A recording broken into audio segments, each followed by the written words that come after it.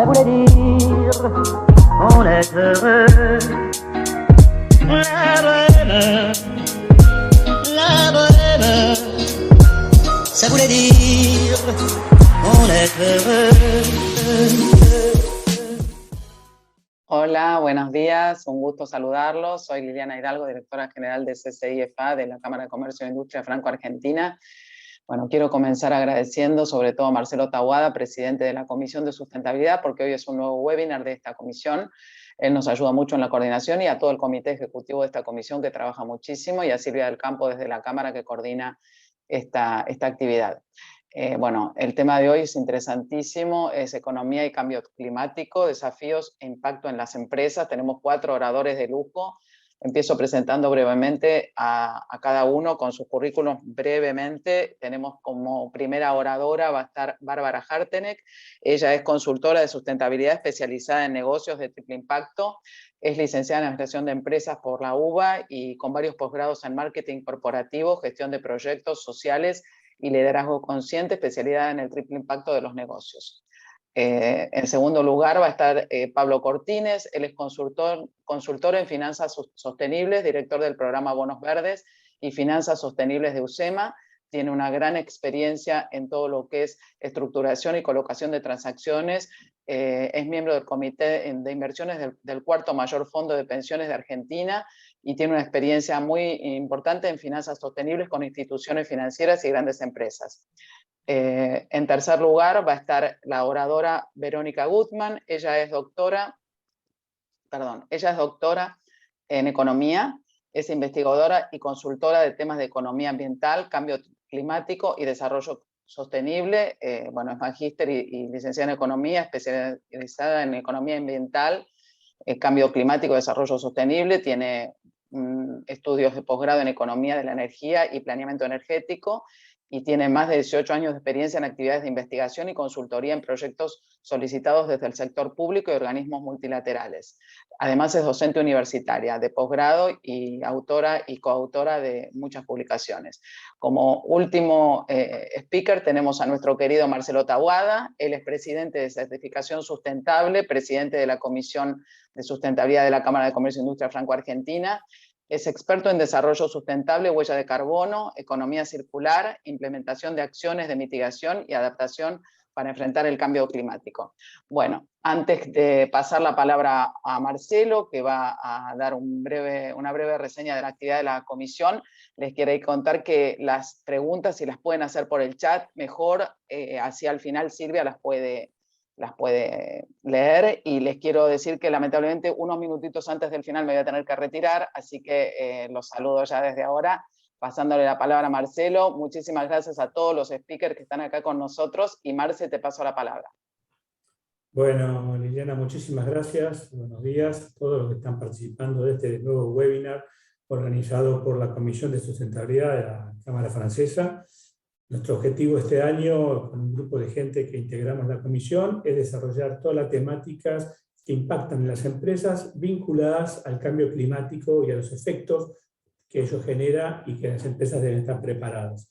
Hoy tenemos un panel de expertos que vamos a tocar el tema de economía y finanzas, y el objetivo, como dijo Eliana, después las preguntas las hacen al final, es poder dar a conocer la situación actual a nivel internacional, a qué nos debemos preparar y cómo debemos tener conocimiento de las circunstancias y las herramientas que se están generando, más allá de las circunstancias que a veces en Argentina los negocios se desarrollan, pero que sí o sí nos va a impactar en nuestra actividad empresaria, donde vamos a dejar de hacer negocios como siempre, o como se dice en las conferencias de cambio climático, business as usual, y prepararnos para una nueva forma de hacer negocios. Sin más, le voy a dar la palabra a Verónica Gutmann. Verónica, te voy a agradecer que empecemos con tu presentación, por favor. Buenos días a todos y todas. Bueno, muchísimas gracias a la Cámara por la invitación. Están viendo mi pantalla, ¿verdad? Correcto. Bueno, la idea de estos primeros minutos es como arrancar con una introducción a primero cuál es el contexto de lo que vamos a discutir durante esta hora: Acuerdo de París, metas de carbono neutralidad, y crecientes requerimientos de acceso a mercados basados en criterios climáticos. Después ir un poquitito como a la teoría económica para tratar de entender por qué esta implementación creciente de instrumentos económicos para la política climática, como impuestos al carbono, como mecanismos de ajuste en frontera, como ahora vamos a ver, y por último, cuáles son las implicancias para las empresas de todo esto. Entonces, en primer lugar, vieron que el Acuerdo de París es este tratado internacional que entró en vigencia en 2015, que está construido en base a los compromisos que cada país del mundo está dispuesto a comprometer en función de sus propias condiciones nacionales y circunstancias nacionales. A diferencia del Protocolo de Kioto, que establecía una meta global de mitigación y se repartía el peso de la reducción de emisiones, el Acuerdo de París fue lo mejor que se pudo lograr a nivel mundial y está construido desde un enfoque desde abajo hacia arriba a partir de los compromisos de cada uno. Esto nos lleva a un problema mundial que es conocido como la brecha de emisiones, y es esta diferencia entre la trayectoria de emisiones globales que sería compatible con un aumento de temperatura global por debajo de los 2 grados centígrados o de 1.5, y lo que efectivamente, a donde efectivamente vamos a terminar con las emisiones que están comprometidas de acuerdo a todas las contribuciones nacionales que fueron presentadas por los países del mundo. Es por eso que la negociación internacional en cambio climático está focalizada en aumentar la ambición de mitigación. Específicamente el artículo 4 del Acuerdo de París invita a los países a presentar estrategias de largo plazo bajas en carbono para el año 2050. Al día de hoy, más de 125 países, que representan más del 60% de las emisiones del mundo, anunciaron o tienen bajo consideración una meta de carbono neutralidad. Carbono neutralidad significa que todo lo que emite un país en un año sea compensado por absorciones a nivel nacional, fundamentalmente por bosques. Entonces, que la emisión neta sea cero. Presentaron metas de carbono neutralidad la Unión Europea, Estados Unidos, y China va camino hacia el 2060 a tener un compromiso parecido. Argentina también está trabajando en la presentación de una meta de carbono neutralidad al 2050 que se va a presentar en la cumbre climática que se va a realizar en noviembre en Glasgow, en la COP26, y el año pasado ya presentó su segunda NDC, su segunda contribución nacional, que establece un límite de emisiones al año 2030. Los principales sectores en donde Argentina tiene focalizados sus esfuerzos de mitigación son el sector energético, energía y transporte, que explican el 53% de las emisiones nacionales, y el sector agricultura, ganadería, silvicultura y otros usos del suelo, que explican el 37% de las emisiones. Dentro de este último sector, agro y bosques, se incluyen las emisiones por deforestación de bosques nativos proveniente del avance de la frontera agropecuaria. Entonces, en el marco de esto, lo que se viene observando es un aumento de los requerimientos de acceso a mercados basados en criterios climáticos. Principalmente en la Unión Europea, lo que vemos es que en el marco del Pacto Verde Europeo, vieron que el Pacto Verde es, digamos, el pilar fundamental de la estrategia ambiental y climática del bloque de cara al 2050, se han empezado a establecer una serie de iniciativas, como por ejemplo, lo que se llama un mecanismo de ajuste en frontera en base a carbono. Esto es un sobrearancel que se va a empezar a cobrar a las importaciones provenientes de países, todavía falta la letra chica de cómo va a estar específicamente operacionalizado, pero en principio proveniente de países que no tengan un precio al carbono establecido. Un impuesto al carbono, un esquema de comercio de emisiones. Esto, que en realidad es un instrumento de política comercial, ya tiene aprobación del Parlamento Europeo, entraría en vigencia el año 2023. En principio se habla de que se va a aplicar a acero, carbón y aluminio, todo lo que son productos agroindustriales no estarían por el momento contenidos, pero en realidad lo que se supone es que va a ser algo muy parecido a cómo se implementó la Directiva Europea de Biocombustibles en el 2009. La Unión Europea ya desarrolló metodologías para la medición de la huella ambiental de algunos productos, es decir, cuánto emite un producto desde la materia prima, pasando por la producción, el transporte, el comercio, hasta finalmente la disposición final como residuo, y lo que se supone es que esta metodología va a aplicarse a los productos que pretendan entrar a la Unión Europea. Entonces, los países que queramos exportar, o vamos a tener que desarrollar metodologías propias que sean homologadas por la Unión Europea, o nuestros productos van a tener que ser evaluados de acuerdo a las metodologías que imponga la Unión Europea. Lo que también sucedió en la Unión Europea es que el año pasado sacaron un plan de acción de economía circular, y esto está en el marco de una iniciativa del bloque para impulsar la economía circular a escala mundial. Por ejemplo, todo lo que tiene que ver con el sector alimentos, se está fomentando la reutilización de agua, eficiencia hídrica, gestión de nutrientes, reducción del desperdicio, y específicamente dentro del documento que está publicado, se habla de que la Unión Europea utilizará su influencia, su experiencia y sus recursos financieros y velará para que los acuerdos de libre comercio reflejen objetivos de economía circular. Es decir, que estos objetivos de mitigación del bloque europeo van a influir sobre la manera en que los países vamos a tener que producir para poder ingresar al bloque. Lo que se observa es que ya a nivel global hay más de 450 ecoetiquetas y sellos de carbono neutralidad desarrollados tanto a nivel público como privado, en países tanto del norte como del sur global, es decir, que hay cada vez más estándares basados en categorías de impacto ambiental, análisis de ciclo de vida y emisiones de gases de efecto invernadero. Pero ¿por qué esta lógica, esta racionalidad de introducir instrumentos económicos o incluso de política comercial para el combate del cambio climático? Aquí lo que se busca es modificar la estructura de precios relativos, es decir, cuánto cuesta una cosa con respecto a la otra.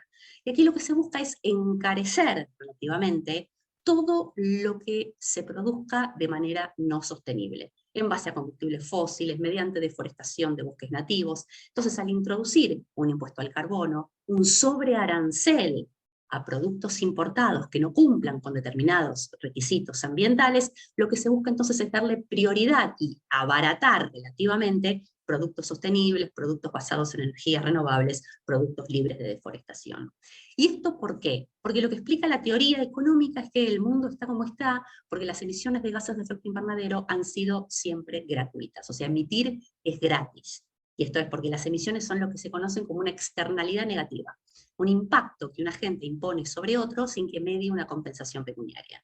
Entonces, lo que tenemos como resultado es un mundo en donde los precios de mercado no incluyen los costos de los daños que generan las emisiones de gases de efecto invernadero. Por eso que desde la teoría económica lo que se dice es que hay que introducir incentivos para que los emisores internalicen los costos de sus daños, y esto se logra mediante instrumentos de política que introducen lo que en economía se grafica como zanahorias y garrotes. Zanahoria como un incentivo positivo, por ejemplo un subsidio, una declaración impositiva para el que hace las cosas bien, y un garrote entendido como una multa o como un impuesto a las emisiones para los que hacen las cosas mal. ¿Qué implica todo esto para las empresas? Localmente lo que puede esperarse es que cada vez más, a nivel de cada uno de los países, y en Argentina en particular, haya mayores regulaciones ambientales para poder cumplir con la meta de carbono neutralidad al 2050 y con la meta de emisiones al 2030 que se presentó en la última NDC. Y esto porque se va a requerir cada vez más que las empresas reduzcan sus emisiones de gases de efecto invernadero, reduciendo el consumo de energía, mejorando prácticas y mejorando procesos. En materia de exportaciones, lo que se espera es que haya cada vez más condicionamientos ambientales y climáticos, y también se esperan cambios en la demanda debido a una creciente preocupación por cómo los bienes y servicios son producidos, lo que se espera repercuta en una mayor exigencia de etiquetados y de certificaciones. Entonces, en síntesis, los principales desafíos de mediano plazo que se espera para el sector empresario es que va a ser necesario adaptarse a mayores regulaciones ambientales locales, crecientes condicionamientos ambientales y climáticos para el acceso a mercados, que esto va a repercutir en la necesidad de estimar huella ambiental, huella de carbono, certificaciones de sustentabilidad y certificaciones de productos libres de deforestación, y también va a ser necesario adaptarse a cómo la demanda social va a expresarse en cambios en los patrones de consumo y mayores exigencias de etiquetados, en un mundo donde los consumidores cada vez más conscientes van a ir evaluando cómo se produce lo que consumen. Muchas gracias. Muchas gracias, Verónica. Muchas gracias, Verónica. Excelente presentación. La verdad que cada uno de los temas que hablaste da para hacer un webinar específico por la amplitud. Pero como dijimos, este es el primero de muchos. Esta es una introducción a una temática que tiene mucho grado de complejidad, ¿verdad? Porque todavía se está discutiendo cómo se va a medir, si vamos a usar las normas ISO, las PACE, los protocolos. Pero bueno, le vamos a dar la palabra a Bárbara. Te agradecería si podías vos realizar tu presentación. Te seguimos la Perfecto. pantalla. Me guardan un segundo.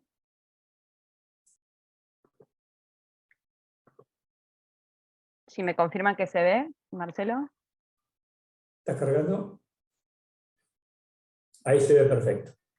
Buenísimo. Bueno, hola a todos. Mi nombre es Bárbara Harteneck. Quería también agradecer a Marcelo, a Silvia y a todo el equipo de la Cámara por la invitación. La sustentabilidad y la eficiencia energética es un tema que me apasiona, así que quería contarles un poquito del tema.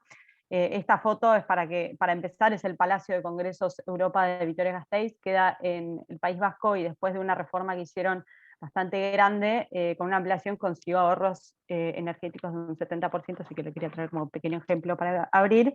Y no sé si todos saben, pero la semana pasada, exactamente el 29 de julio, se cumplió el Día de Sobregiro. No digo cumplió porque no es mucho para celebrar, no sé si todos están al tanto, pero el Día de Sobregiro es la fecha en que la huella biológica, que es lo que consumimos los humanos de todo lo que es ecosistemas y todo lo que provee la naturaleza, sobrepasa la biocapacidad, que es lo que la Tierra puede regenerar en cada año. Ahí pueden ver las fechas. Este año es el 29, el año pasado por temas de COVID les puse el asterisco, fue el 22 de agosto, o sea, cuanto antes esté es peor, ¿no? El año anterior fue el 26 de julio y el anterior, en 2018, se rompió el récord, que fue el 25 de julio. ¿Qué significa? Ahí pueden ver en el gráfico cómo sube y cómo baja, que estamos consumiendo 1.7 veces la Tierra. O sea, es súper importante porque esto se mide desde 1970, así que son más de 50 años que se produce, y teniendo en cuenta que, bueno, Argentina es justo el 26 de junio, así que estamos peor que el promedio mundial, y el 57% de la huella ecológica proviene del carbono, ¿no?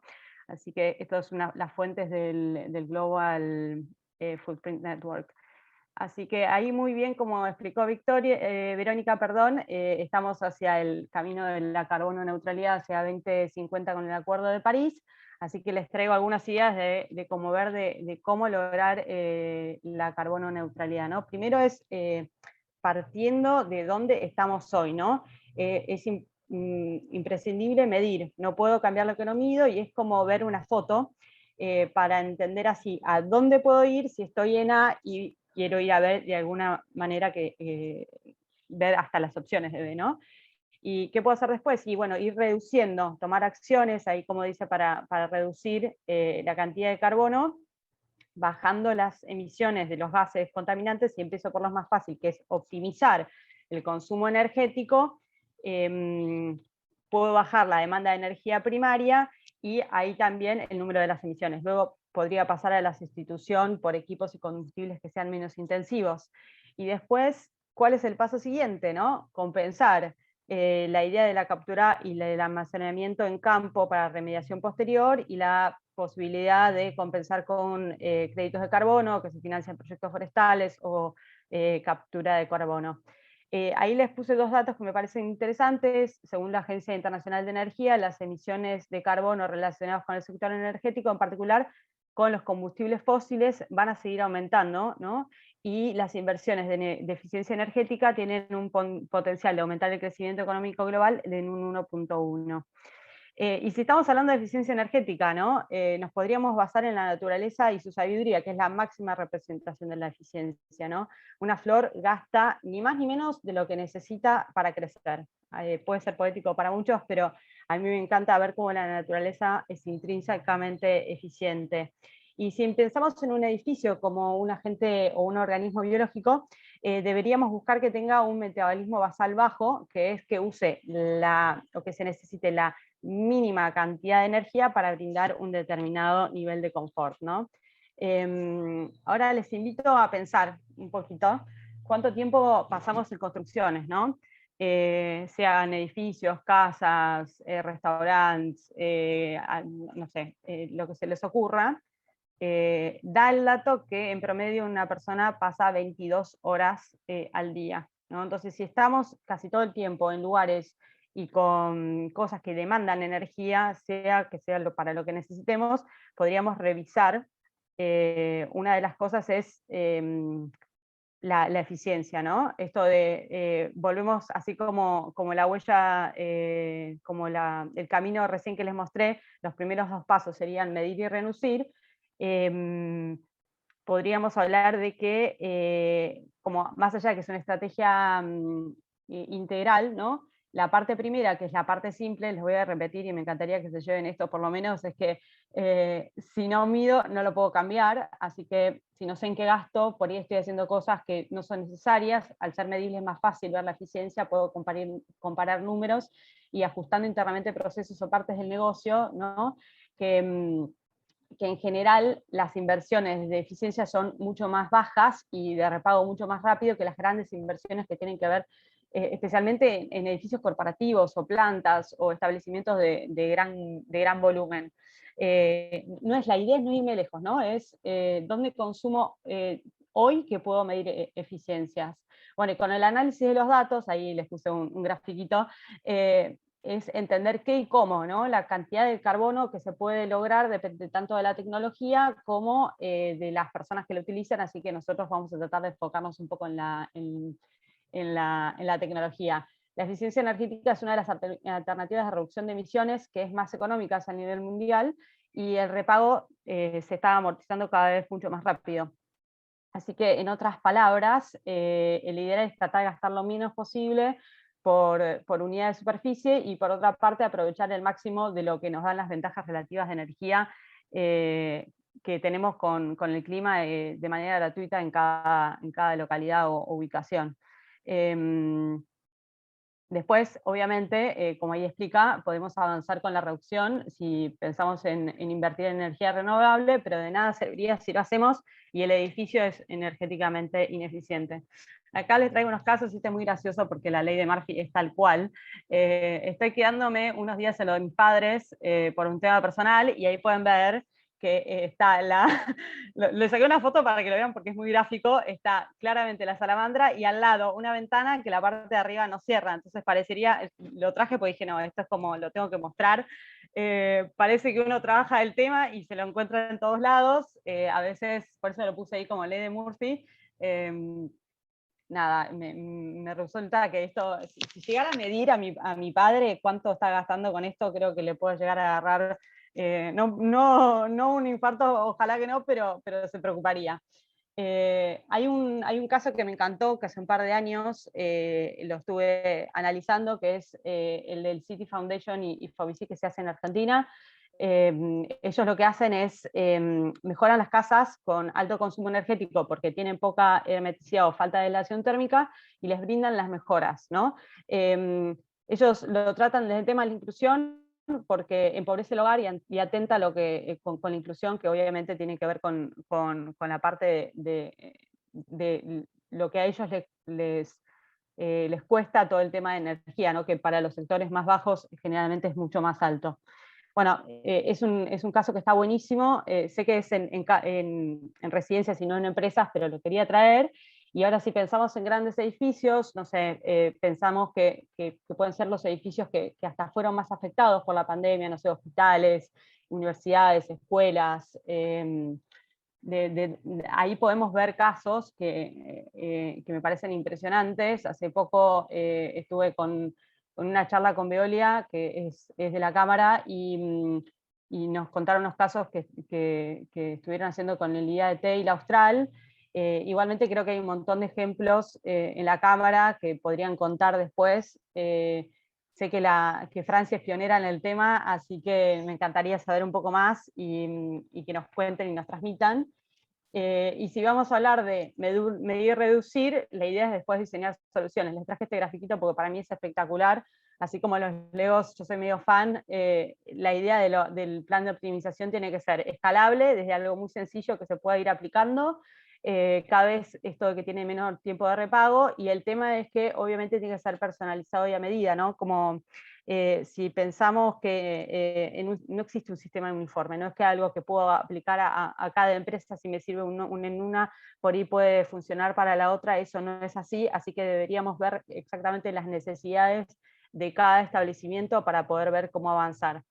Ahí les puse un dato que en Europa los edificios representan alrededor del 40% del consumo total de energía y son responsables de por un poquito menos del 40% de las emisiones totales de gases de efecto invernadero, así que el tema de los edificios es algo como muy fuerte. Y bueno, les traje unos efectos de la reducción, ¿no?, que tenemos de la eficiencia energética.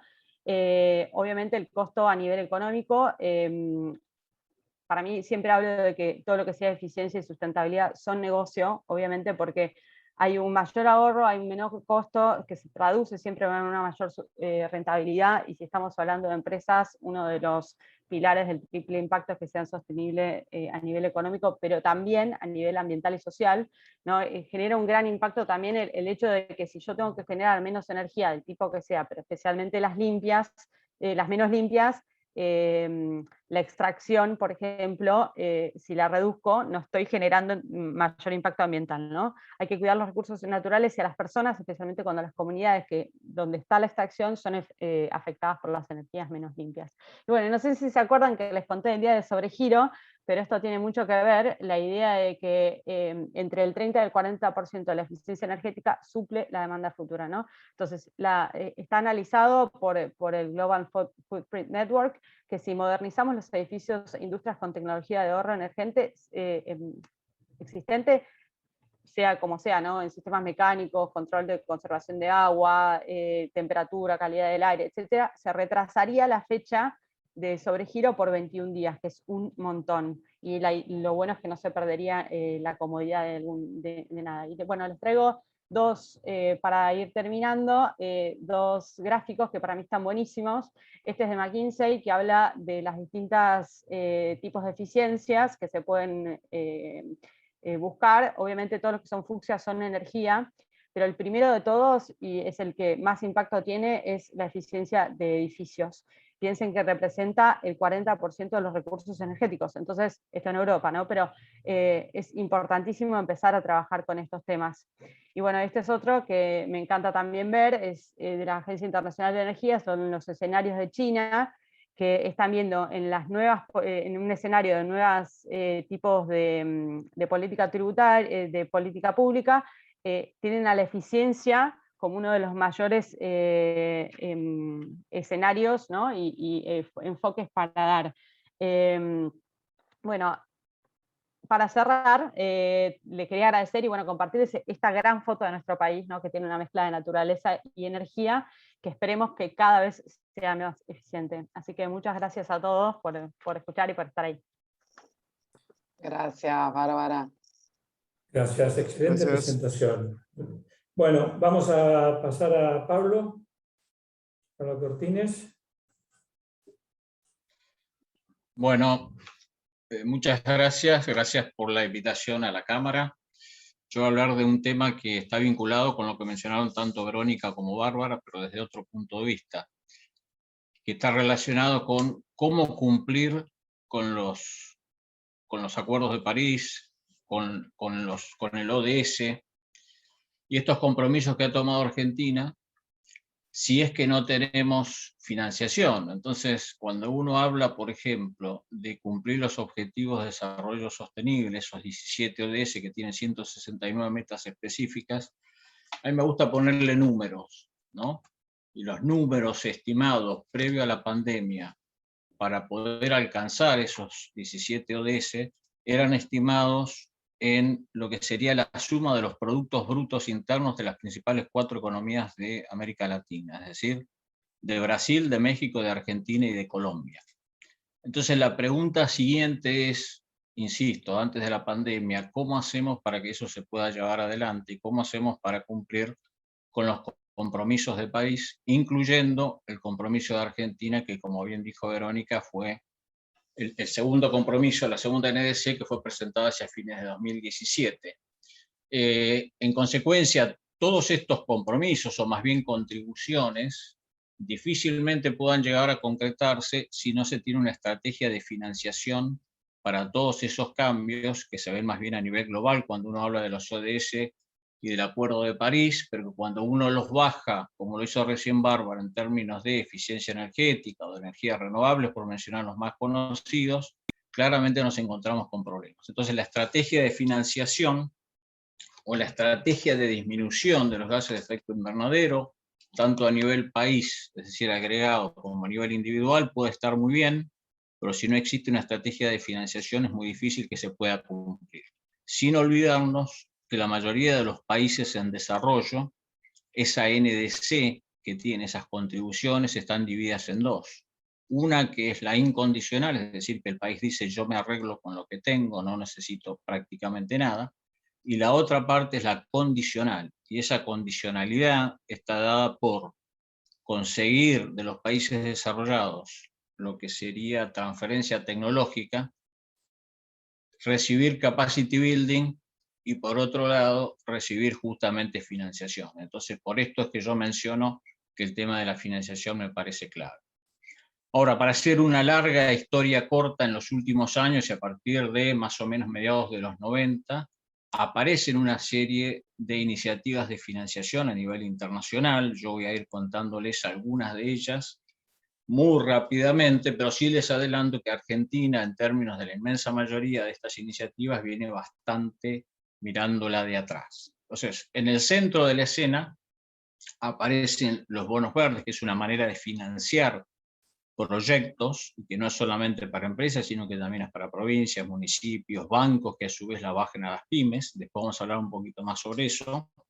Pero además de los bonos verdes, porque muchas veces lo que me pasa es que la gente circunscribe lo que es finanzas sostenibles a la emisión de bonos verdes, y eso es bastante, digamos, es bastante más amplio. Por ejemplo, lo que es el BEI es una iniciativa que llevan adelante 12 bancos internacionales que tiene que ver con financiar específicamente aquellos commodities que sean sensibles al ambiente. También aparece lo que se llama la banca ética a través de esta asociación que incluye distintos bancos en distintos lugares del mundo.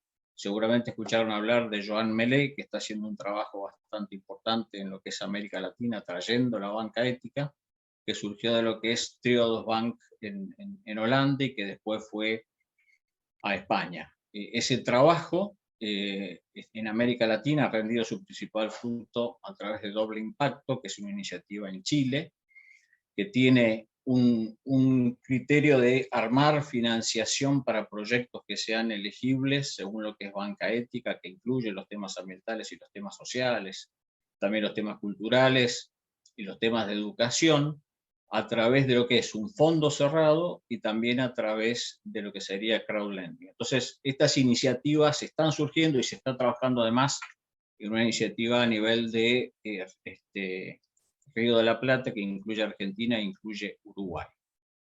Los principios de Ecuador están relacionados con la financiación de grandes proyectos internacionales, lo que se llama Project Finance.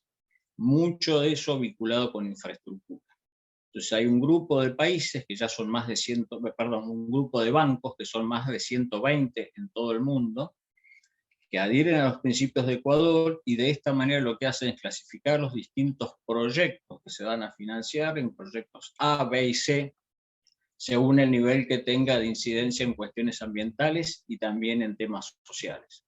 Esto es fundamental justamente para los países en desarrollo, porque muchas veces lo que hacen es bancos del exterior, tratan de hacer algún tipo de partnership con algún banco local que conocen más la ideología, la manera de tratar, las empresas, etcétera, para que de manera conjunta puedan financiar. Cuando uno esto lo baja a Argentina y a América Latina, por supuesto Brasil en todo lo que es finanzas sostenibles, nos lleva más de 20 años de trabajar en el tema y hay 5 bancos que han adherido. En el caso de Argentina tenemos solo un banco que ha adherido a los principios de Ecuador. Esto lo que hace es, de alguna manera, restringe la posibilidad de financiar grandes proyectos en el país por temas ambientales y sociales. También ha surgido una serie de índices y el Dow Jones Sustainability Index es uno de los índices más importantes. Para ello, para entrar a este índice se requiere pasar por una serie de pruebas y tener un puntaje mínimo.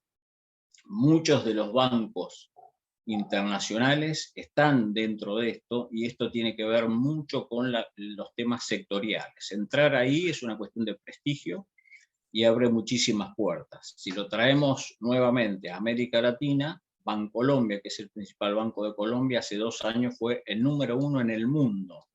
Y para eso tuvo un recorrido de entre 4 y 5 años para llegar a ser el número 1. En el caso de Argentina no tenemos empresas que estén en el Dow Jones Sustainability Index. También todo lo vinculado con la bolsa y los mercados, a través de lo que es IOSCO, tiene una representación y hay guidelines y una serie de instrumentos que hacen que el mercado de capitales pueda también cumplir con su rol. Y en ese sentido, en lo que es Argentina, la Comisión Nacional de Valores, la CNV, desde el año 2019 ha emitido varias normas que son básicamente macroprudenciales, es decir, son guías, son guidelines, son marcos para que se pueda emitir bonos verdes, bonos sociales, bonos sostenibles, y esto mismo se ha extendido también para lo que es fideicomisos financieros y fondos abiertos y fondos cerrados.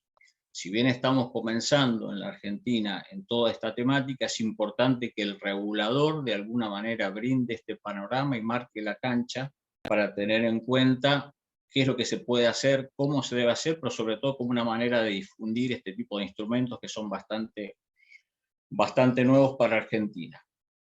TCFD es otra de las iniciativas. Esta iniciativa, para que veamos un poco de dónde viene, esto es el G20, le pide al Financial Stability Board que dé una serie de, nuevamente, son iniciativas voluntarias que tengan que ver con escenarios de estrés, y esto es bastante específico, para que las distintas compañías, incluyendo a los bancos, pero no limitado a los bancos, puedan hacer esas pruebas de estrés relacionadas con el cambio climático. ¿Sí? Esto tiene que ver con una cantidad que ahora son más de 2.000 de entidades, de organizaciones, incluyendo bancos, grandes empresas del sector corporativo, financiero y no financiero, que se comprometen a medir cómo quedarían sus empresas, esto que decíamos recién, que decía recién Bárbara, de poder medir y poder cuantificar para después mejorar, exponerlo ante los distintos inversores, sobre todo inversores institucionales, para que vean cuál sería el estado en el que quedarían esas compañías en distintos escenarios de estrés climático. O sea, súper importante, súper específico, y dicho sea de paso, en Argentina todavía no tenemos compañías que estén reportando lo que es TCFD. PRI es, como muchas de las iniciativas, incluyendo lo que es Principios de Ecuador, viene de Naciones Unidas, iniciativa que se lanzó en el año 2005, vía Kofi Annan, en su momento el secretario general de Naciones Unidas, y tiene que ver con las inversiones. Acá lo que tenemos es asset owners, ¿sí? asset managers y también proveedores de servicio. ¿Quiénes son los proveedores de servicio? Bueno, todas esas Sustainalytics, Cicero, muchas parecidas a calificadoras de riesgo, pero vinculadas solamente con el tema de sustentabilidad, que lo que hacen es proveer información. Acá tenemos un número súper importante, pero cuando volvemos al caso de la TAM, vemos que Brasil tiene alrededor de 45, pero que Argentina tiene solamente una compañía. Entonces, ¿por qué hablo de los inversores? Porque si vamos a hablar justamente de emitir bonos verdes o de préstamos verdes, esos inversores que muchas veces están nucleados a través de esta iniciativa que es PRI, lo que hace que de manera creciente es exigir cada vez más disclosure de información y compromisos respecto de los temas climáticos y de medio ambiente. Entonces, otra de las iniciativas muy interesantes. NGFS es una iniciativa que ahora, en este caso, nuclea a supervisores y a bancos centrales de diferentes países. ¿Qué es lo que dijeron? Existe una serie de iniciativas, como son muchas de estas que les he comentado recién muy rápidamente. Entonces los reguladores dicen, bueno, ¿y nosotros qué vamos a hacer? Entonces se ponen a investigar. Por ahora es algo también voluntario, que nació con 8 bancos centrales, de la región solamente fue México, y que ahora tiene más de 80, dentro de los cuales en América Latina está el Banco Central de Brasil, de Ecuador, el de Chile, el de Costa Rica, Perú, Colombia y México, que ya estaba de antes. Argentina, por lo menos por el momento, no está. Y hay otra iniciativa que tiene que ver con los seguros. ¿Y por qué? Por el sector de seguros, que muchas veces no se entiende y tal vez es uno de los aspectos de la finanza sostenible donde más atrasados estamos en la Argentina. Bueno, tiene que ver por los seguros, por los temas de riesgos físicos y todas lo que serían los incendios que se están dando tanto en Grecia como en el norte de California y en una innumerable cantidad de lugares, lo ponen en el centro de la escena. También por lo que es el avance del nivel del mar, y también por lo que se llama riesgos de transición, entendiendo riesgos de transición aquellos riesgos que tienen que ver con temas regulatorios o con temas de cambios de hábitos que están orientados más hacia la sostenibilidad. Entonces, todo esto, y estas son algunas de las varias iniciativas, están orientadas a poder financiar esa transición hacia una economía más baja en carbono. Si uno habla de bonos verdes, que como les decía es lo más conocido, un bono verde, en este caso, a diferencia de un bono de carbono, es un instrumento de financiación, lo que se llama un instrumento de renta fija para financiar un proyecto. Dentro de eso el proyecto tiene que ser elegible, dentro de un framework determinado. Para eso se dice, estos son los determinados criterios de elegibilidad. Por supuesto que el fin tiene que ser mejorar el ambiente.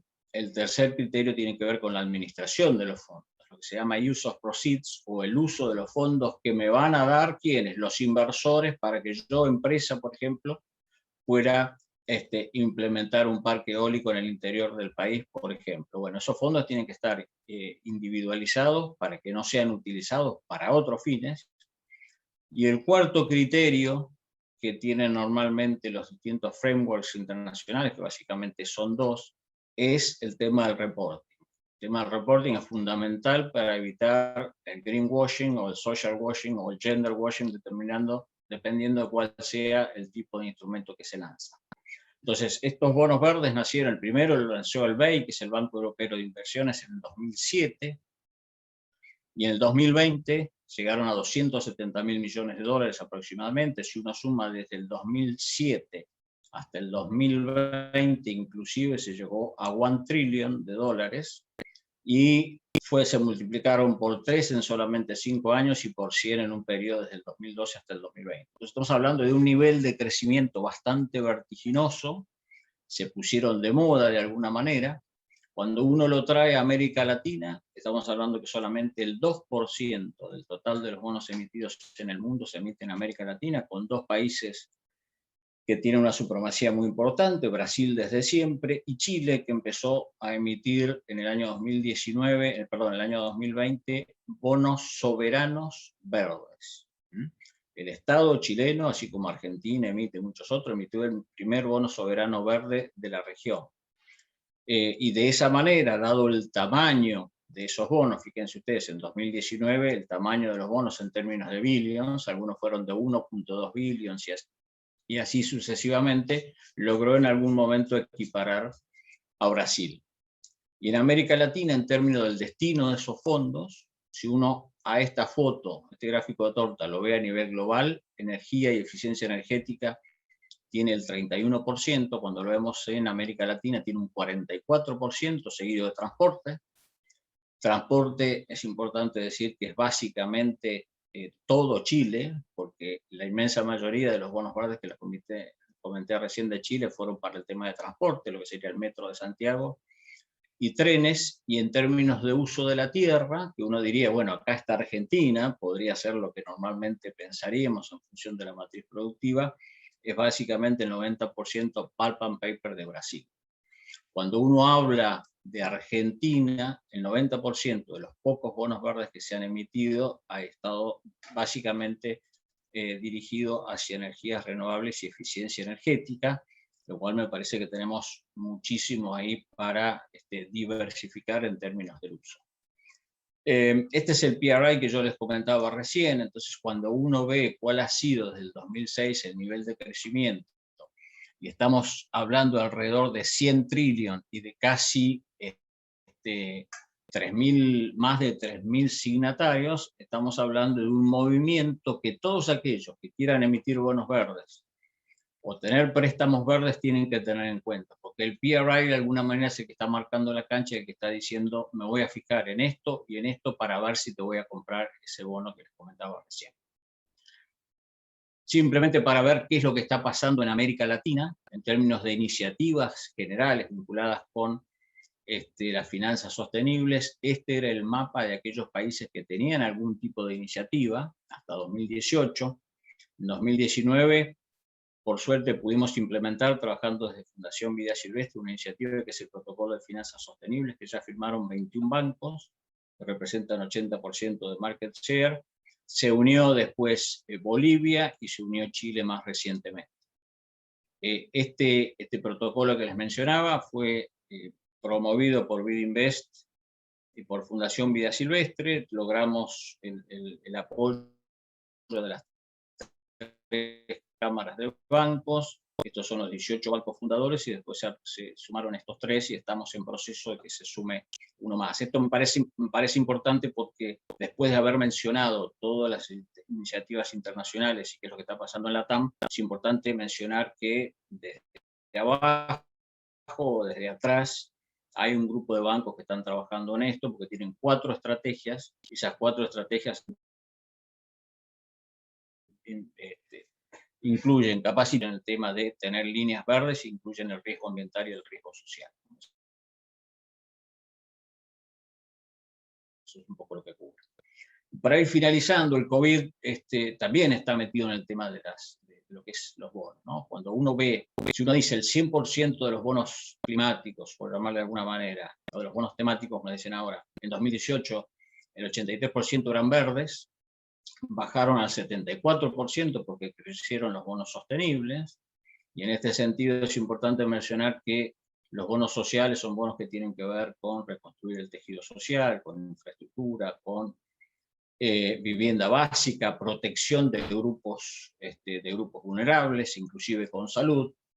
Y cuando nos encontramos con el año 2020, con la irrupción justamente del COVID, lo que pasa es que en el segundo trimestre los bonos verdes prácticamente se anulan y de alguna manera lo que hacen las finanzas, por lo menos a mi criterio, a nivel internacional, es que surjan una cantidad importante, tanto en volumen como en cantidad de bonos sociales y sostenibles, tratando de paliar de alguna manera la crisis del COVID. Es así que inclusive en el exterior se emitieron Corona Bonds o COVID Bonds que estaban directamente relacionados con este tema. Entonces, 2020 uno dice, bueno, las finanzas que son tan frías, y uno que ha trabajado toda su vida en finanzas, de alguna manera dice, bueno, lo que hicieron las finanzas internacionales, por lo menos, es mostrar resiliencia a lo que estaba pasando. Por eso es que en el 2020 uno tendría que decir esto fue 50-50 aproximadamente. Para ir terminando, es importante tener en cuenta que, bueno, por razones de tiempo no lo hemos hablado, pero la economía real está marcando tendencias, por las razones que comentó Verónica, por ejemplo, pero también por otras razones que tienen que ver con tendencias de las nuevas generaciones. Las finanzas siguen detrás de esto, leyendo qué es lo que está pasando en el mercado de la economía real. Los bonos verdes están todo bien, pero cuando uno dice cuál es el total de bonos verdes comparado con el total de bonos a nivel global, estamos hablando entre un 4 y un 5%, con lo cual el recorrido todavía es bastante largo.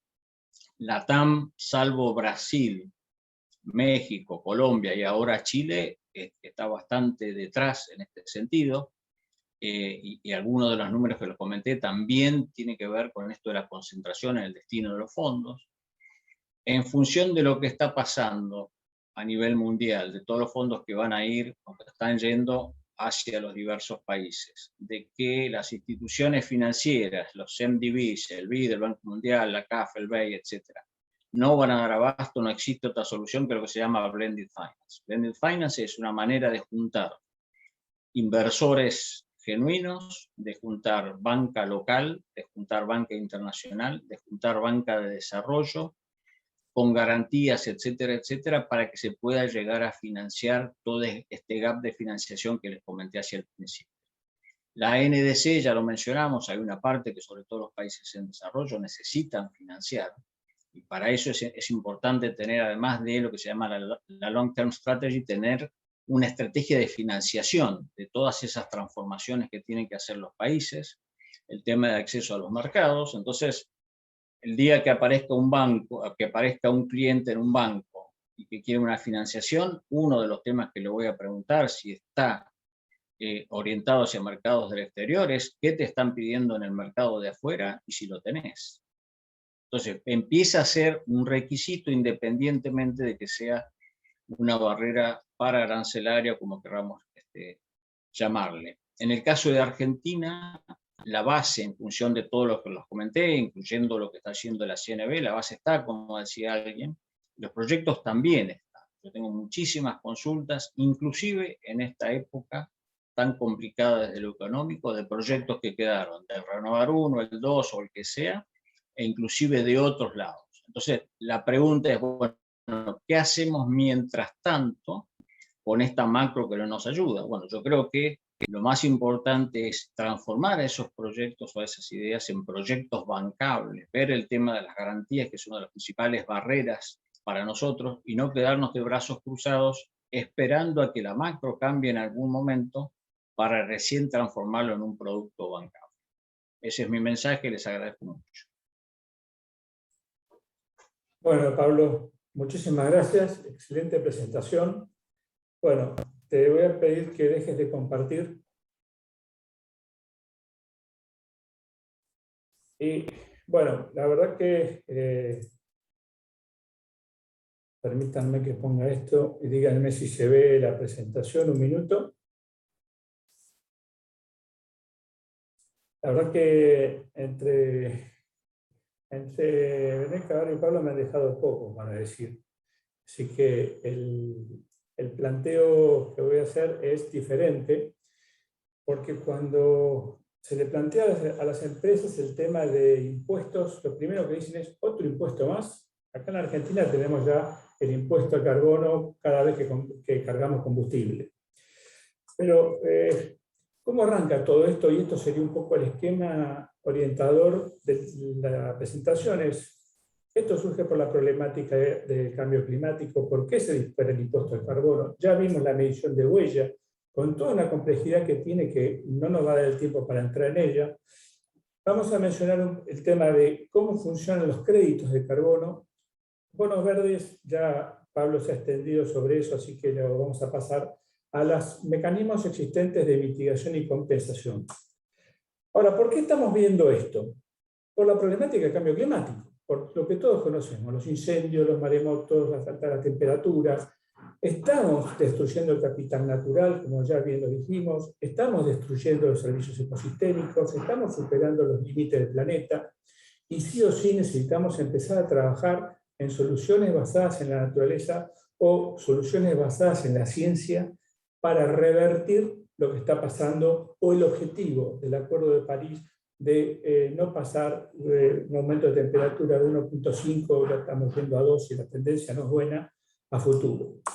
Ahora, cuando hablamos de impuesto, y esto ya se habló, así que lo voy a pasar por alto, lo importante es que el impuesto apunta a desalentar la contaminación, haciendo pagar al que contamina. Hasta ahora, como bien lo dijimos antes, era gratis. Yo contaminaba, no estaba contabilizado, no estaba penalizado.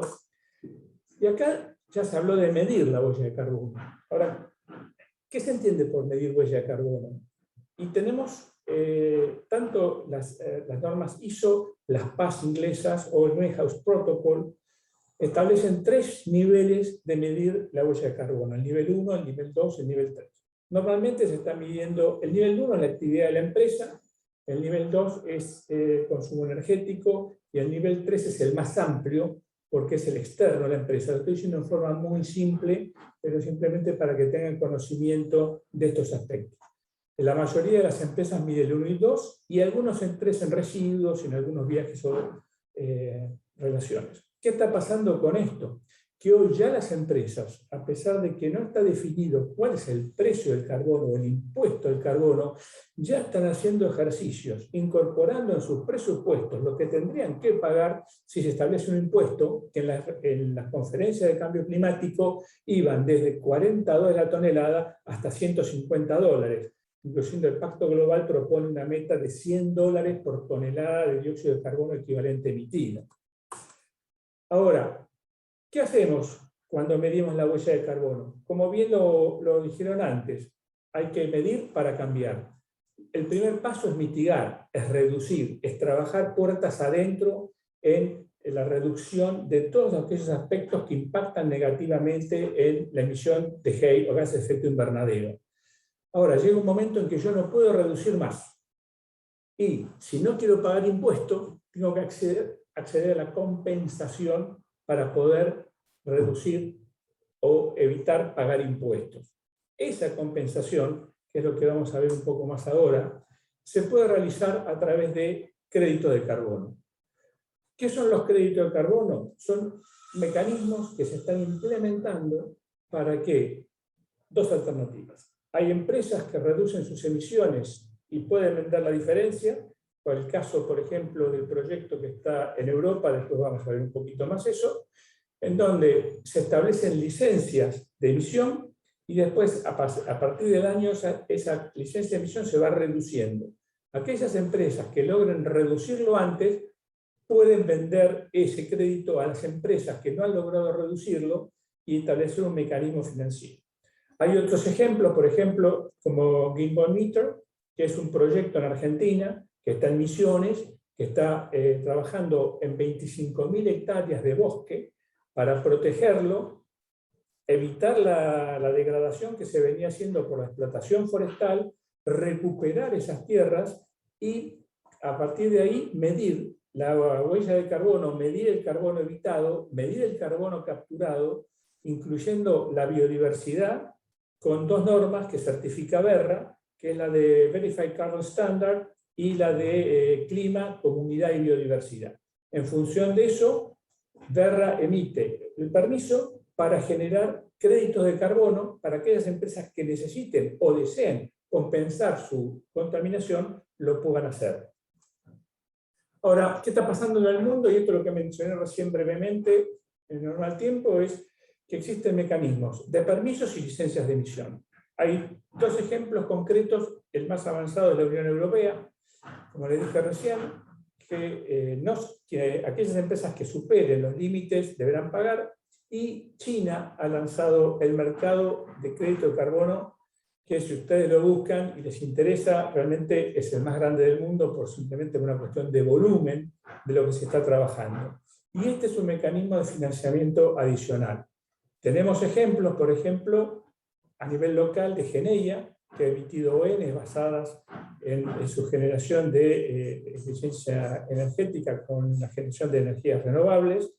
Tenemos también el caso de, ya se está midiendo el estrés financiero, y esto Pablo lo debe saber mejor, en el portfolio de inversiones de los bancos o de los fondos comunes de inversión.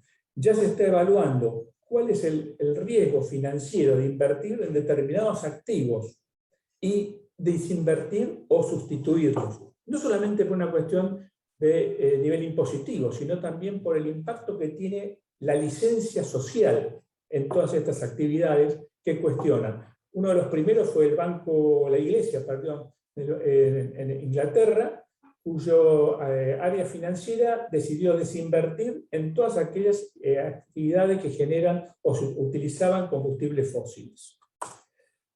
Los bonos verdes, Pablo ya habló, simplemente lo pongo como referencia, el panel de BIMA no sé si la palabra es regulado, pero ha establecido tres diferencias de bonos verdes, bonos sociales y bonos sustentables. Obviamente los bonos verdes son aquellos que se toman del mercado, y esos fondos que se toman del mercado como un instrumento financiero están destinados exclusivamente a actividades que generen impactos ambientales positivos o eviten impactos negativos.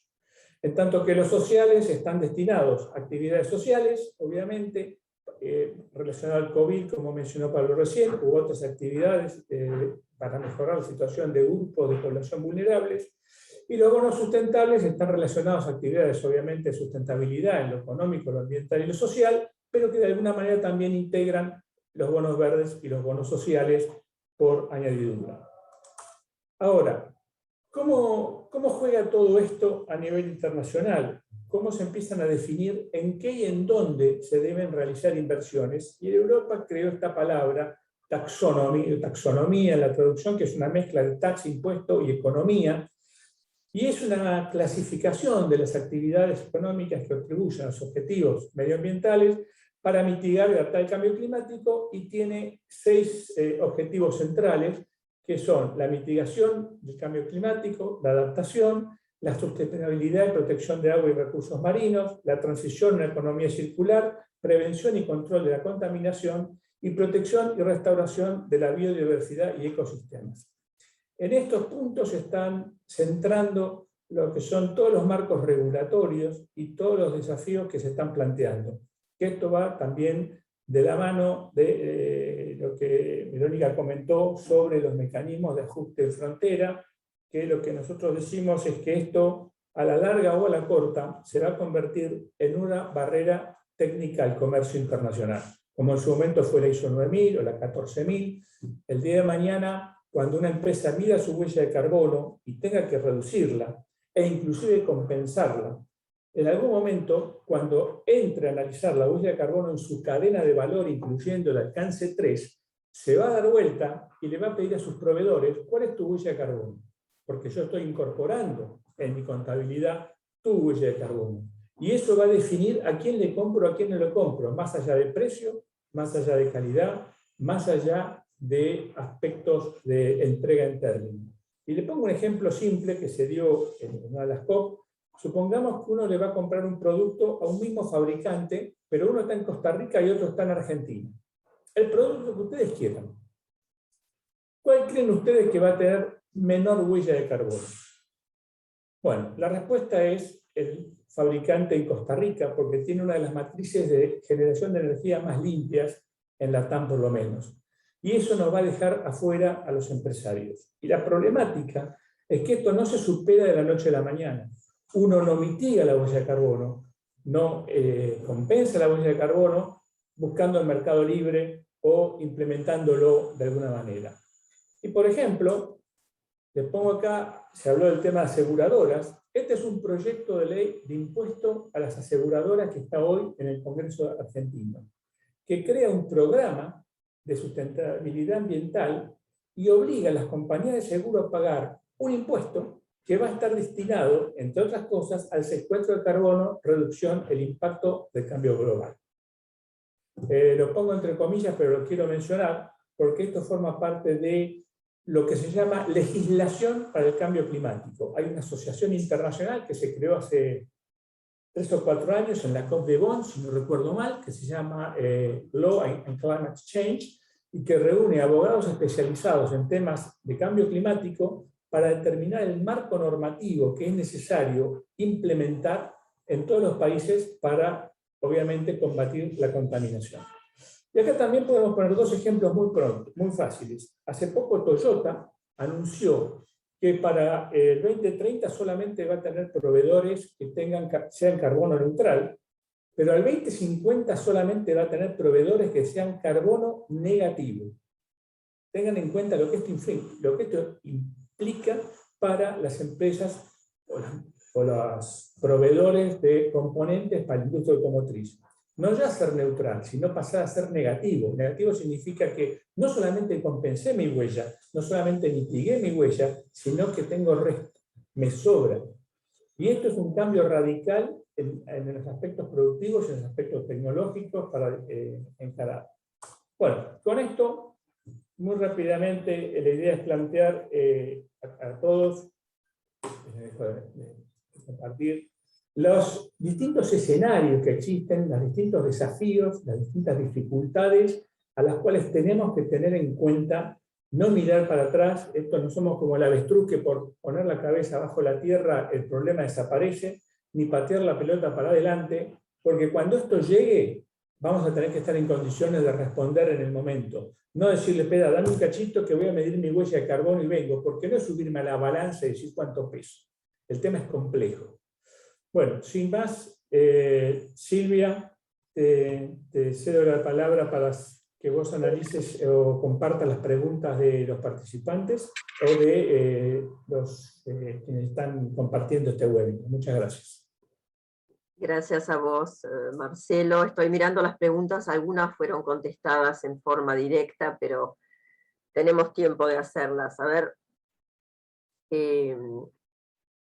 pregunta Enrique Prini. ¿Existen ideas de financiamiento para la adaptación a este nuevo esquema de cumplir con las propuestas nacionales? No sé a quién va dirigido. Supongo que a Pablo. Bueno, a ver, el tema es el siguiente. Argentina dice, voy a disminuir un 26% adicional. Ya lo mencionó Verónica a través de la segunda NDC. Lo importante que hay que tener en cuenta es que comparado con la primera NDC, existe expresamente el compromiso de involucrarse en las finanzas sostenibles a través de algo que ha sido mencionado en la NDC de manera expresa. Lo mismo ha sucedido en cuanto a mencionar que se está desarrollando en este momento, según entiendo, la estrategia de largo plazo que va a incluir una estrategia de financiación. Eso comparado con lo que había anteriormente es muchísimo y se ha avanzado muchísimo. Ahora bien, en paralelo, es importante también tener en cuenta que están avanzando los planes sectoriales. Y esto no puede ser, y tiene que ver con lo que mencioné anteriormente, que yo salga a buscar fondos para poder financiar parte de la NDC alegremente sin un plan sectorial. Entonces yo creo que las dos cosas van de la mano. En tanto y en cuanto se desarrollan esos planes sectoriales, yo voy a poder decir cuáles son los proyectos elegibles y en función de eso salir a buscar financiación. Para eso es importante tener bien definido cuál es la estrategia de financiación de largo plazo. Ahora bien, el último punto, el último bullet de mi presentación hablaba de la macro.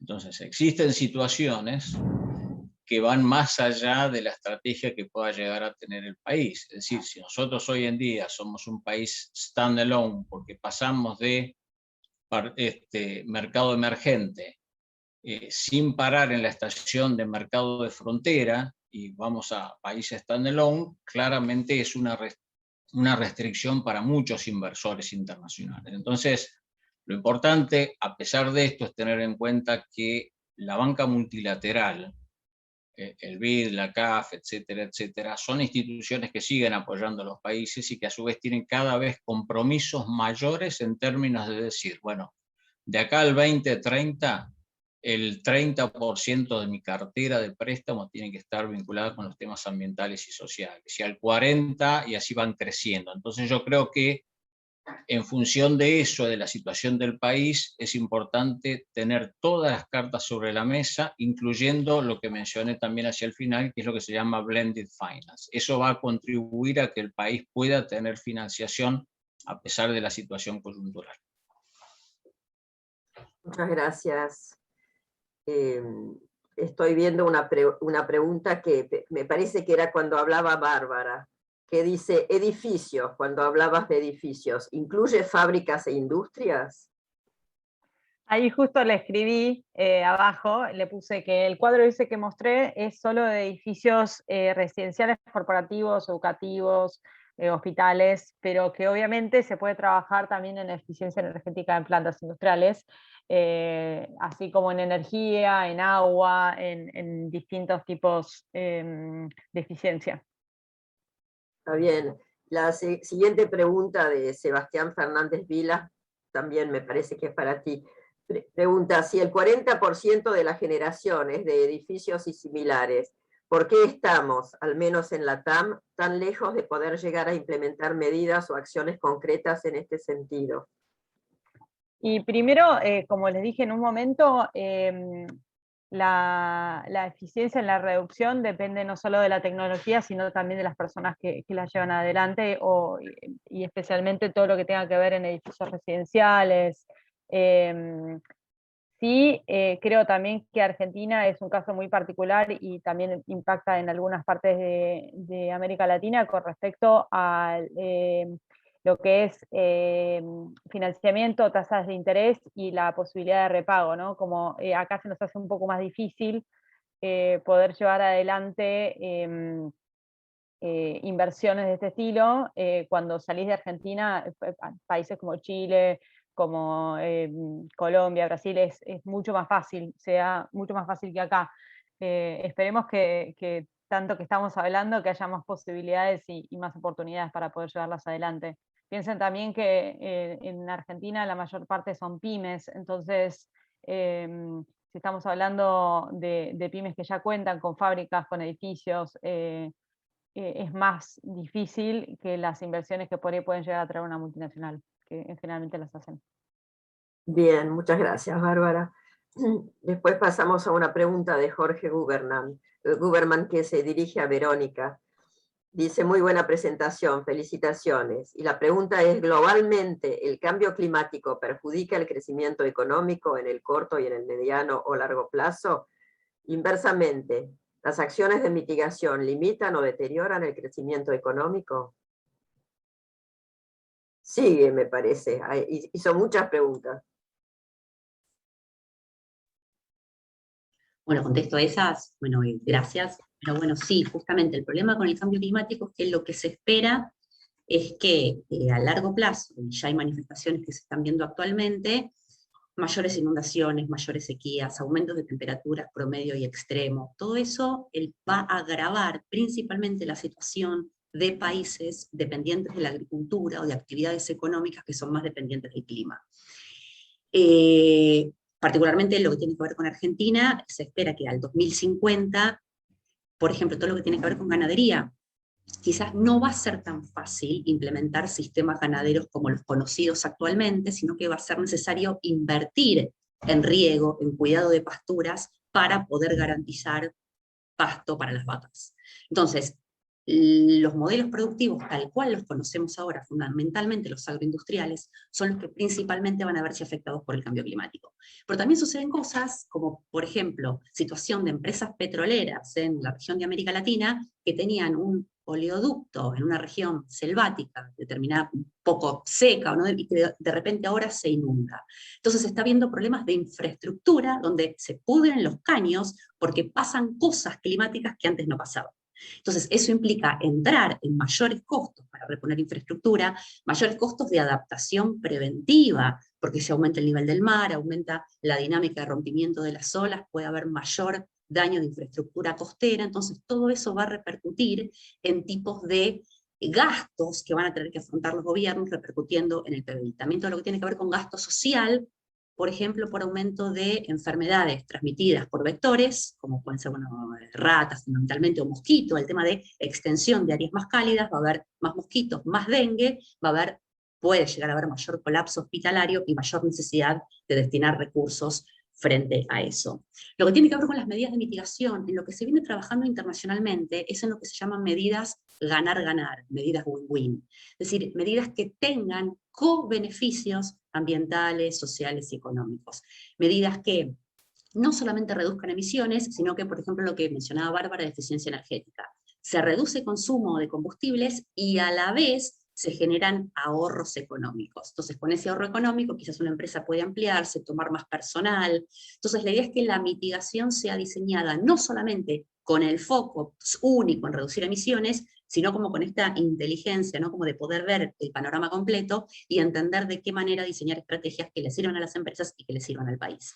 Y quisiera agregar simplemente, como para sumar a la problemática, un comentario con respecto a la pregunta sobre financiación, tanto para adaptación y para mitigación, con respecto a un nuevo instrumento que quizás han escuchado en los diarios, o han leído en los diarios, o en algún noticiero, que es esta idea de canje de deuda por naturaleza, que es algo fuerte que se está intentando implementar en la negociación, no solo climática, sino también con los organismos multilaterales, y es que nos perdonen un poquito de la deuda, pero a cambio de eso, esa plata que debemos a extranjeros, la destinemos localmente, por ejemplo, para conservación de bosques nativos, restauración de bosques nativos. Entonces, ese es otro instrumento, pero que ya implica una negociación con los multilaterales un poco más tensa, pero está puesto en la agenda y que se está intentando impulsar a nivel regional. Y lo último, una tensión quizás que existe entre algunos de los mecanismos que mencionaba, por ejemplo, Marcelo, con respecto a esta venta de créditos de reducción de emisiones en mercados voluntarios internacionales. Esto también es algo para monitorear porque pasa lo siguiente.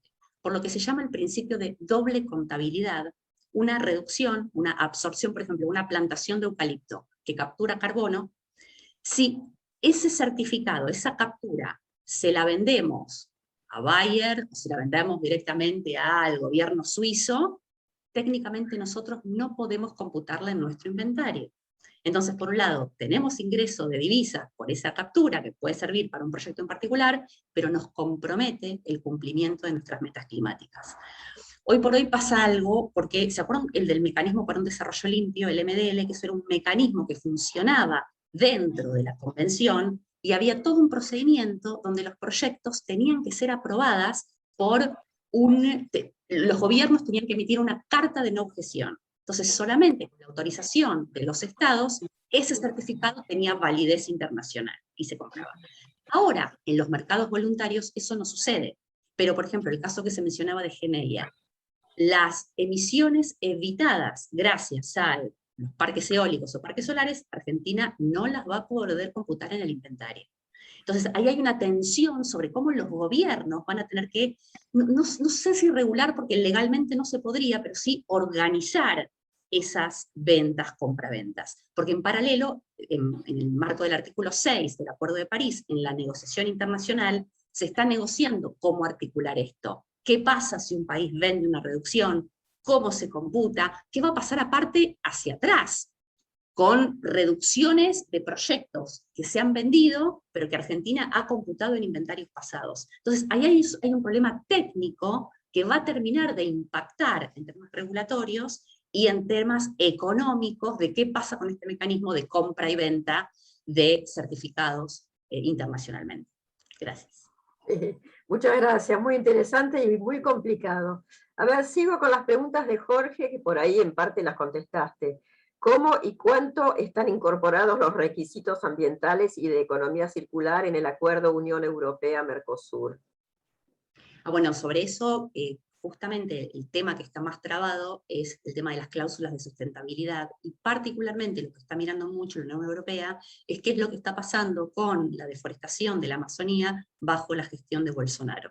Entonces, ahí es justamente un punto que se está deteniendo por cómo los gobiernos del Mercosur están gestionando fundamentalmente la deforestación en bosques nativos. Ese es el punto álgido de la negociación en estos momentos.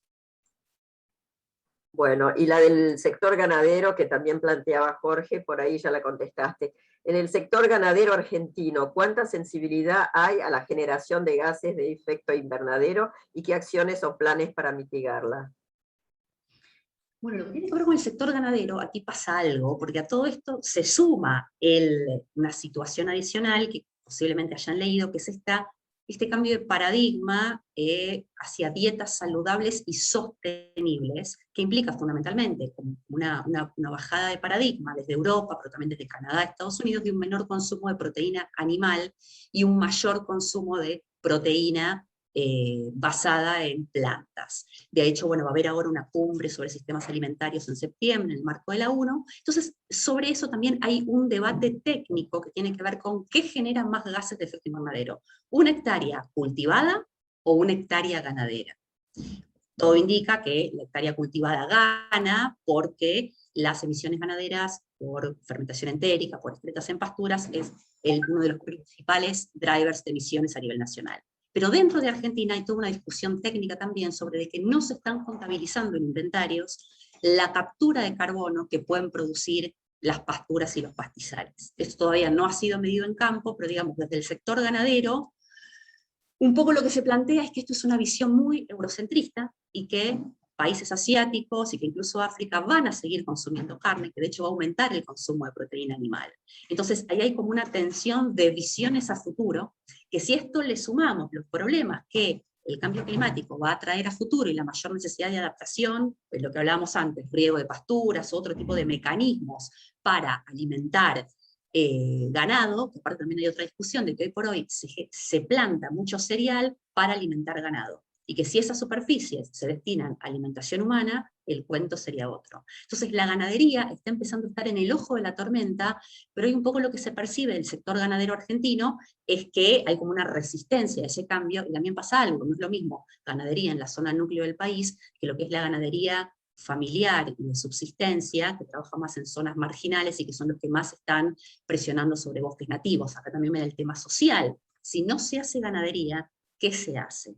Entonces, nuevamente, en el ojo de la tormenta también está puesta la ganadería desde un punto de vista de emisiones, que crecientemente está cuestionado con este paradigma de ir hacia dietas saludables y sostenibles, que además de mejorar la salud por un menor consumo de carne, también favorece el medio ambiente. Muchísimas gracias. No sé si ustedes se pueden quedar un rato más porque hay más preguntas. ¿Tienen algún inconveniente?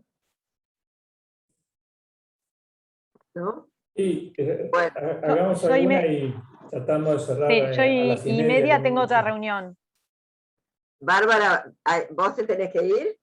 Sí, y media tengo otra reunión. Disculpen, pero Bueno, acá hay una pregunta para vos. No sé si indicaste que la sustentabilidad puede repercutir positivamente en la rentabilidad. ¿Está esto generalmente aceptado por las empresas argentinas y actúan consecuentemente con esto?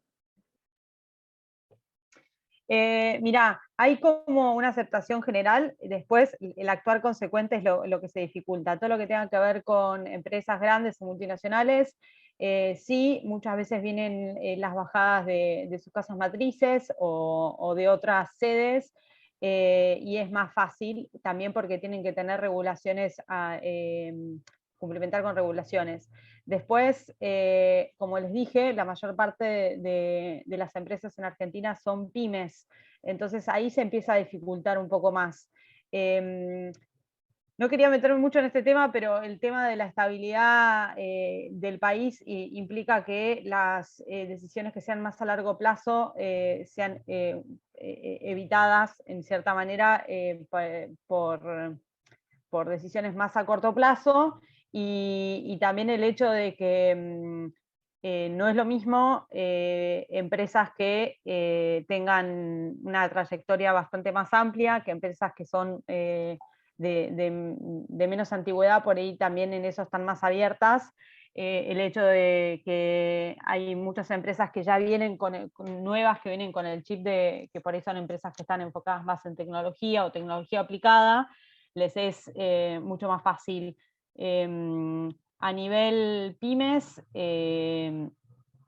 lo que pienso que también es todo el tema de sustentabilidad es en general, está siendo cada vez más aceptado, pero es también una especie de evangelización constante con ciertos temas y hacer entender esto, ¿no? Que por ahí no tenés que hacer muchos cambios de por sí, es como que ya se torna como, uy, vamos a hablar de sustentabilidad, tengo que cambiar todo, tengo que pasar a energías renovables, tengo que hacer un montón de cosas, y es entender esto, que pueden ser pequeños cambios escalables de a poquito, empezando a medir ya lo que uno tiene. Las pymes en general forman parte de varios premios y se les dificulta mucho el tema de la medición, ¿no? Como que les pedís indicadores y por ahí no los tienen, y ya empezar a medirlos es un gran paso. No sé si por ahí contesté. Muchísimas gracias, Bárbara. Si te tenés que ir, entonces te despedimos. Te agradecemos muchísimo tu participación. Hasta y media, y que me llamen estoy, así que... Bueno, hay una pregunta para Pablo. Pablo, dice Sebastián Fernández Vilas, comparto que el financiamiento es clave. Ahora, en países europeos es una combinación de fondeo privado y fondeo público. Puntualmente para Argentina, sabiendo la debilidad financiera y la casi nula capacidad de aportar en este sentido, ¿cuáles pudieran ser las diferentes opciones para sustituir este ángulo? Bueno, excelente la pregunta. Claramente la macro marca la cancha y en general nos deja fuera a nosotros. Ahora bien, por un lado están los multilaterales, que tienen obligaciones crecientes, como habíamos mencionado, de financiar inclusive a países que están en la situación de Argentina. Y por otro lado, esto que yo llamé blended finance es justamente eso, es mezclar lo que es el financiamiento privado con el financiamiento público, con el financiamiento de los multilaterales. De esa manera, lo que se hace es un tema bastante técnico, es como que se hacen tranches diferentes partes de financiación, donde el multilateral o va a asumir el primer riesgo de pérdida o se va a quedar a más largo plazo, y para aquel que es un inversor genuino, por ejemplo, uno que esté dentro del PRI que yo mencionaba, se puede armar un esquema de financiación de ese proyecto que sea más corto.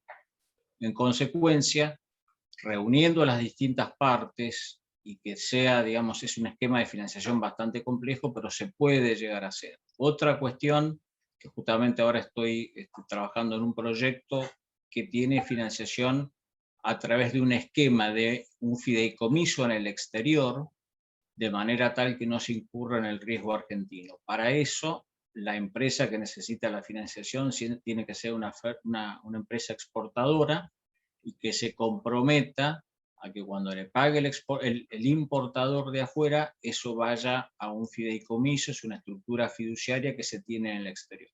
Entonces, a pesar de la situación, hay empresas que están consiguiendo financiación, se puede hablar de alguna garantía parcial por temas de riesgo de transferencia, pero en general lo que se hace es analizar caso por caso. Es muy difícil hoy en la Argentina, y justamente acabo de terminar un relevamiento sobre ese tema, encontrar bancos que tengan líneas de financiación para estos temas abiertas. Básicamente dicen, bueno, mira, veamos caso por caso, y ahí se produce este tipo de análisis que yo mencionaba. Muchas gracias. Parece que siguen las consultas para ti, Pablo. Paula Berkovich pregunta, hace años vengo escuchando que grandes instituciones financieras como la CAF, BID, BM, dicen que hay fondos disponibles para financiar proyectos sostenibles, pero que no encuentran ese tipo de proyectos en Argentina. ¿Es realmente así? En ese caso, ¿por qué y cómo se podría avanzar para obtenerlos? Bueno, estos organismos, en línea con lo que mencioné anteriormente, tienen estos compromisos de financiar de manera creciente este tipo de estructuras. Y de hecho lo han hecho inclusive en momentos complicados de Argentina. Para esto, 3 ejemplos. El primer bono verde de una institución financiera fue Banco Galicia por $100 millones. Quien lo financió a través de lo que se llama un private placement, es decir, no fue oferta pública, fue el IFC, ¿no? El brazo financiero privado del Banco Mundial. Esa misma institución, el mismo año, hizo algo parecido a través de un préstamo sostenible, que fue el primero en América Latina, a Banco Itaú Argentina, y el tercer caso fue BID Invest. BID Invest es el brazo financiero privado del Banco Interamericano de Desarrollo, que lo hizo a través de un bono de $15 millones del BICE, el Banco de Inversión y Comercio Exterior. En consecuencia, y cuando uno habla con ellos por clientes que uno tiene y que están buscando este tipo de financiación, en tanto y en cuanto cumplan con la condición de que sea verde y que no afecte cuestiones sociales, y que tengan alguna estructura de financiación a través de alguna garantía parcial o a través de un trust afuera, etcétera, etcétera, existe la posibilidad de financiación. Así que, digamos, hay que buscarle el novio en estos casos, digamos, según el tipo de cliente que sea. En la mayoría de los casos, un prerequisito es que exporten de manera tal que puedan endeudarse en moneda dura y que en consecuencia puedan repagar los préstamos. Bien, Pablo. Otra pregunta para ti. ¿Bonos de carbono contribuyen a la solución climática o a escaparle? ¿Sus precios actuales son eficientes a tal fin? Bueno, a ver, es un tema muy complejo. Algo mencionó Verónica, existen algunos mecanismos voluntarios en distintos lugares, el precio es muy volátil, está el tema de la doble contabilización que ya se mencionó, y en el caso de Argentina, que no tiene aún una posición tomada sobre esto, de alguna manera se está a la espera de lo que pase en noviembre en la COP26 en Glasgow, donde uno de los temas principales va a ser justamente cómo se norma este tipo de instrumentos.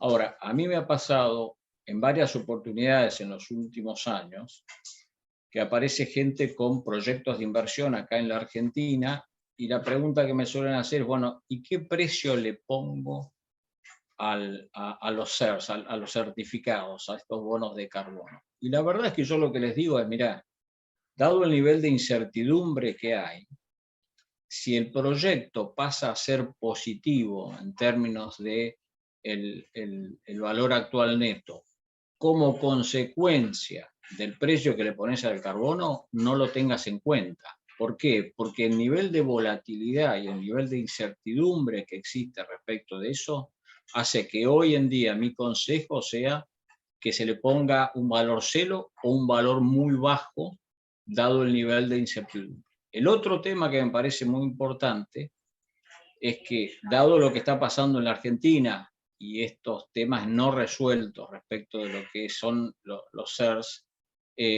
básicamente hay varios consultores que están dando vueltas en posibles proyectos de inversión y que muchas veces se prometen algunos precios que después no necesariamente se van a poder cumplir en el mercado. Entonces yo creo que hay que ser muy cauteloso respecto de cuál es el tratamiento y de alguna manera, si es posible, esperar y ver qué es lo que se decide en Glasgow, donde debo ser objetivo, no necesariamente se va a alcanzar un acuerdo final sobre el tema. Muchas gracias, Pablo. Acá tenemos un comentario de Claudio Prado, de la compañía HDI Seguros, que dice: el aporte obligatorio de las compañías de seguros sobre la prima emitida se contraponen con la no impresión de las pólizas. Parece que no es una pregunta, es un comentario. A ver si hay más. No, creo que todo el mundo agradece, felicitaciones por la calidad de las presentaciones, y bueno, no hay más preguntas, la verdad fue súper interesante. Marcelo, te cedo la palabra para concluir y terminar de despedir a todos. Bueno, en realidad tengo poco que decir, ya a través del chat hemos recibido el feedback de toda la audiencia, así que tenemos un excelente rating. La verdad que gracias Verónica, gracias Bárbara, gracias Pablo por las excelentes presentaciones. Como les comenté al principio, esperemos que antes de fin de año poder volverlos a tener con nosotros, ya profundizando en algunos aspectos, porque esto recién empieza y son cosas que las empresas necesitan conocer qué y cómo y de qué manera empezar a encararlas. Así que les agradezco muchísimo también a todos los que nos han acompañado en este webinar y esperemos poder tenerlos en los próximos que realicemos. Muchísimas gracias a todos, cuídense y que sigan bien. Chao. Gracias. Hasta luego, gracias. Gracias a todos.